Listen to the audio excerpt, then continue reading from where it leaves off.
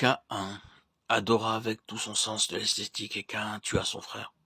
Les Juifs ont fait la même chose au jour de Christ. La chrétienté est grandement constituée par ce même sens. Son architecture, ses rites, sa musique, ses ornements, ses effets de lumière ou d'ombre, ses notes, son atmosphère, ses vêtements et ainsi de suite.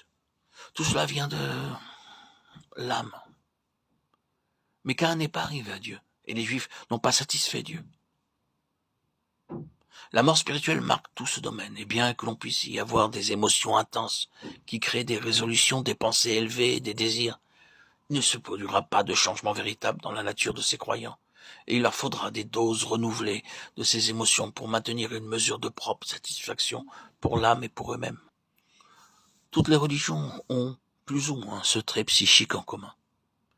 Et c'est ici que l'erreur fatale a été commise par beaucoup de gens religieux. Ils pensent que l'on ne doit pas toucher aux autres religions dans lesquelles les adeptes sont certainement dévoués et sincères, et qu'il faut reconnaître et accepter ce qu'il y a de bon en elles. Cela, c'est confondre la religion avec ce que la Bible appelle être spirituel. La religion peut s'élever à des hauteurs très grandes et sombrer dans de terribles profondeurs. C'est la même chose qui peut avoir ces deux aspects. Mais cette chose ne saurait jamais s'élever au-dessus du niveau humain. Elle n'arrive jamais réellement à Dieu. La religion peut être le plus grand ennemi de la vraie pensée de Dieu, parce qu'elle est la meilleure séduction de Satan. L'ascétisme n'est pas plus spirituel que l'esthétisme. Il n'y a pas plus de valeur pour Dieu dans les austérités, les privations, les jeûnes, les rigueurs puritaines, comme telles, que dans leur contraire. La simplicité peut ouvrir l'accès à Dieu, mais elle n'est pas nécessairement spirituelle. Elle peut être simplement une question de goût. Combien les pensées, les aspirations les plus sublimes peuvent souvent accompagner dans la poésie, la musique et l'art, la dégénération et la débauche morale. Combien le mystique peut s'approcher de la vérité dans sa perception et son interprétation. Quelle chose merveilleuse peut voir l'imagination même dans la Bible. Quel tressaillement de crainte, d'admiration, d'extase peuvent émouvoir un auditoire ou une assemblée sous l'effet de la puissance d'une âme. Et il est possible que tout cela ne soit qu'un monde faux, sans résultat divin ou éternel. Tout cela ne peut ne satisfaire que cette vie terrestre, la tirer de sa monotonie. Mais tout finit là. Dans quel monde artificiel nous vivons? Nous voyons alors que la musique se répand, que les éléments romantiques sont en évidence, que les vêtements et les brillants et les personnalités humaines paradent. Combien l'orgueil et la rivalité s'affirment. Et quelle puissance de prétention pénètre dans l'atmosphère. Oui, un monde artificiel. Nous y avons été et nous connaissons les réactions qui viennent ensuite. Combien tout est vide, combien tout est vain. Un fruit de la mer morte. La tragédie dans ce mélodrame, c'est que c'est la vie véritable pour beaucoup. Ce monde de l'âme, c'est une imitation du diable. Tout y est faux, où que nous le trouvions, associé à la religion ou ailleurs. Ceux d'entre nous qui avons goûté aux sources de ce monde, nous avons connu la parenté qui existe entre ce qui se trouve là et ce qui est dans la religion en ce qui concerne la nature de l'âme. Ce n'est qu'une différence de royaume, mais non de nature. Une pure imitation de ce qu'est le diable, de ce que veut nous donner, nous inculquer le diable.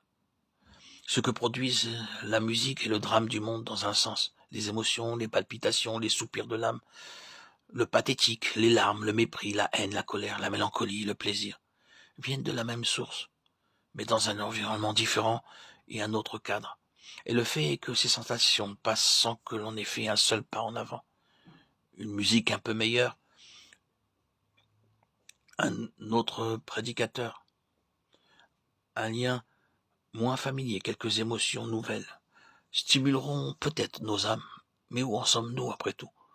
Combien Satan doit rire derrière son manque? Le manque de l'homme, de l'âme, de l'esprit.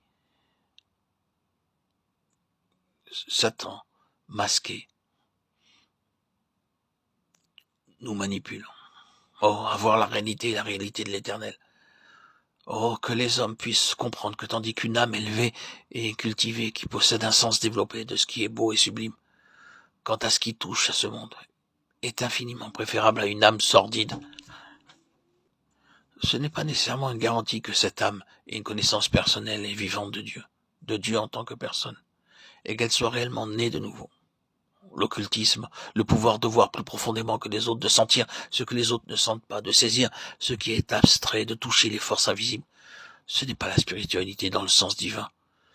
Le domaine de l'âme est complexe et dangereux, et il peut soulever beaucoup d'hommes hors d'eux-mêmes. Mais pour les plonger dans une ruine morale, mentale et physique, où il n'y a plus aucune espérance. Lorsque nous prions pour le réveil, soyons bien certains de ce que nous désirons, et prenons garde aux moyens que nous employons pour le susciter ou l'accomplir.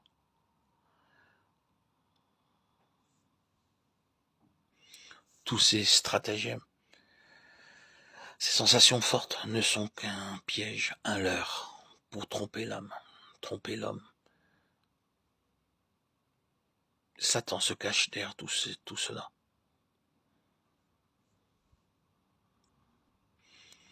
Soyons fermes, veillons.